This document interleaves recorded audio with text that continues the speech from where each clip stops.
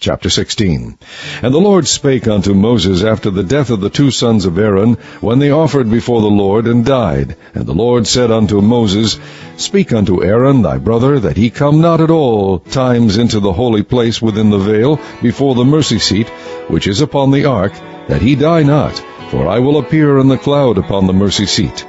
Thus shall Aaron come into the holy place, with a young bullock for a sin offering, and a ram for a burnt offering. He shall put on the holy linen coat, and he shall have the linen breeches upon his flesh, and shall be girded with a linen girdle, and with the linen mitre shall he be attired. These are holy garments, therefore shall he wash his flesh in water, and so put them on.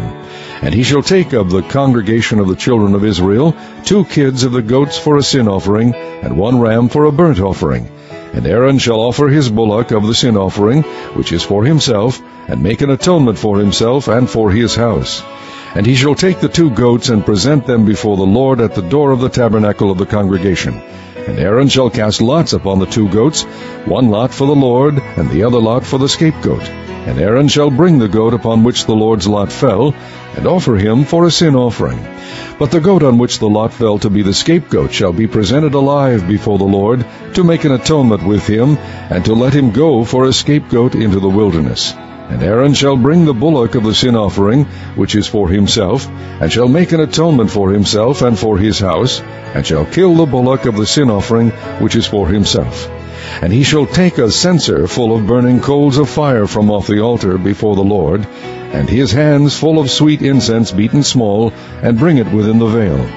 And he shall put the incense upon the fire before the Lord, that the cloud of the incense may cover the mercy seat that is upon the testimony, that he die not. And he shall take of the blood of the bullock, and sprinkle it with his finger upon the mercy seat eastward, and before the mercy seat shall he sprinkle of the blood with his finger 7 times.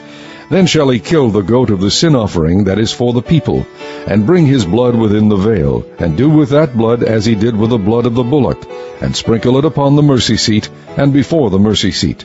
And he shall make an atonement for the holy place, because of the uncleanness of the children of Israel, and because of their transgressions in all their sins. And so shall he do for the tabernacle of the congregation that remaineth among them in the midst of their uncleanness. And there shall be no man in the tabernacle of the congregation when he goeth in to make an atonement in the holy place, until he come out, and have made an atonement for himself, and for his household, and for all the congregation of Israel. And he shall go out unto the altar that is before the Lord, and make an atonement for it, and shall take of the blood of the bullock, and of the blood of the goat, and put it upon the horns of the altar round about.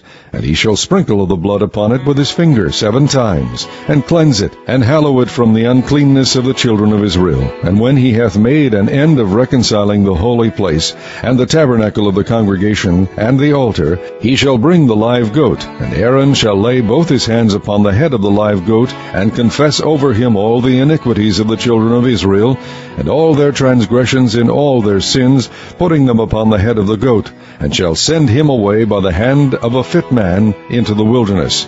And the goat shall bear upon him all their iniquities unto a land not inhabited, and he shall let go the goat in the wilderness. And Aaron shall come into the tabernacle of the congregation, and shall put off the linen garments which he put on when he went into the holy place, and shall leave them there. And he shall wash his flesh with water in the holy place, and put on his garments, and come forth, and offer his burnt offering, and the burnt offering of the people, and make an atonement for himself and for the people.